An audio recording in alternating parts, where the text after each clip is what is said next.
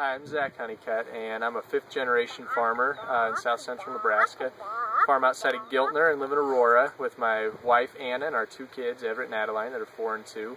I farm with my dad and my brother. We raise corn, popcorn, and soybeans under mostly irrigated acres. It's a very important part of farming in this part of the world.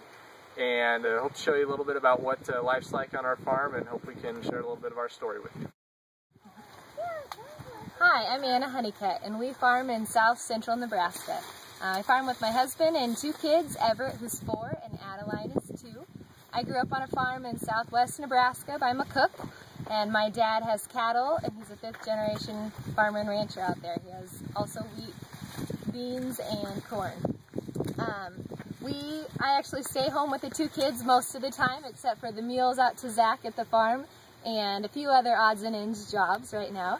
I also sell Pampered Chef and make boutique hair clips on the side. So we get a little bit of the farming, and we live in town in Aurora and get to experience some town life along with farm life together.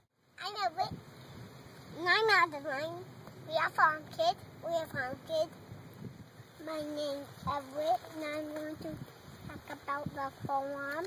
So what do you like doing on the farm? I like farming. You like farming. What do you like doing with me out on the farm? Riding in the tractor. Do you want to farm someday? Yes. Yeah? Who do you want to farm with? Daddy.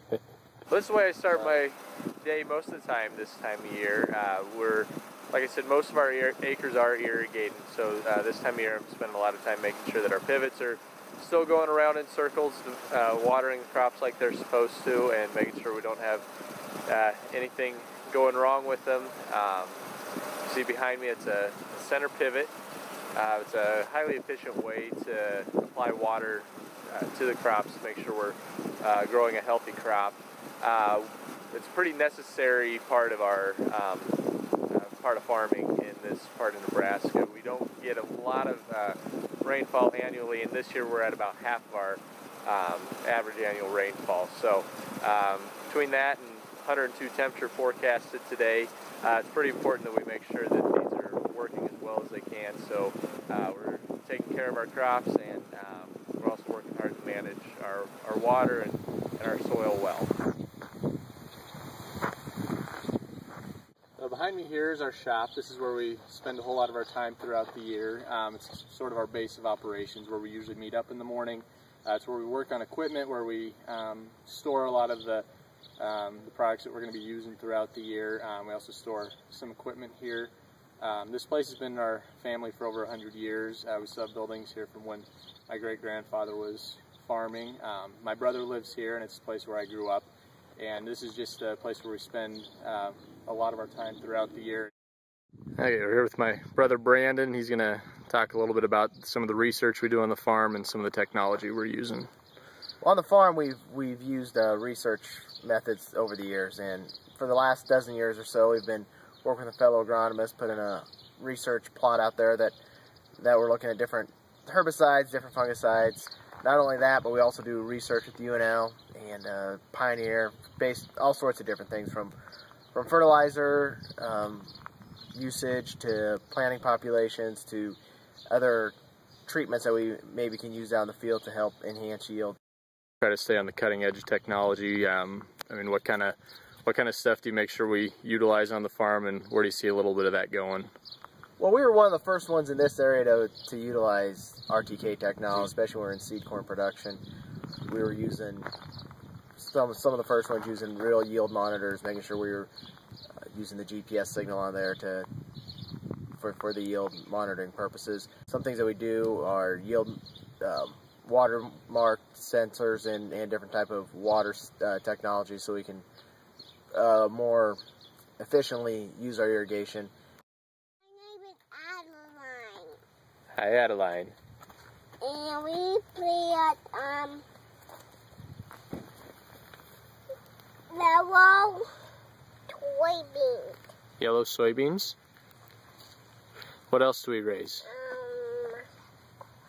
Yellow corn.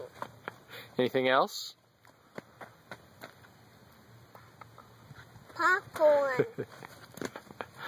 Yep. Twinkle. Yeah. We're out here with my dad, Daryl. He's applying some fertilizer with our sprayer, and I'll have him talk a little bit about this process and what he's doing. We're applying nitrogen to our corn crop. This will be the final application of nitrogen. We're doing it with a John Deere 4830 sprayer converted to put on fertilizer with drop nozzles. We're using auto steer, RTK accuracy. We're using auto swath, automatic rate controllers that controls the rate. We're doing it with a prescription that's written to vary the rate of the nitrogen through the field, depending on the need of the crop that was predetermined what we needed to apply. How has this changed since you were my age, since you got started out farming? When I started, we were applying all our nitrogen on before we planted the crop. We didn't have a machine that was capable of going into the tall standing corn, and we didn't have the automatic rate controllers to control what we were putting on, plus the ability to record that information, which we now can do with this monitor. Behind me is one of our popcorn fields this year, and a pivot that's running right now to irrigate it. I really enjoy raising popcorn because it's something that's easy to connect with people with. Everybody eats popcorn. Everybody likes going to the movies and having popcorn, or at sporting events. And so it's a fun way to be able to connect with people about where their food comes from. Is something they can easily relate to. It looks real similar to regular corn, yellow corn when we're growing it. The ears and the kernels are a little bit different, and it harvests a little bit different. We have to be much more careful with it so we don't damage the kernels at all during the harvesting. But it's a fun crop to raise. It adds a little diversity to our farm, and it's just something we really enjoy. So all that popcorn we grow, this is where it ends up.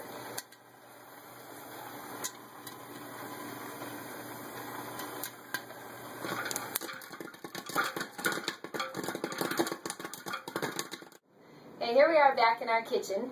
Zach mentioned earlier about our crops that we do, corn and yellow corn and soybeans, and that's kind of your cattle feed and fuel is what those crops go to. But my favorite that we grow is the popcorn, and the reason is that it comes right to our kitchen, which is kind of fun.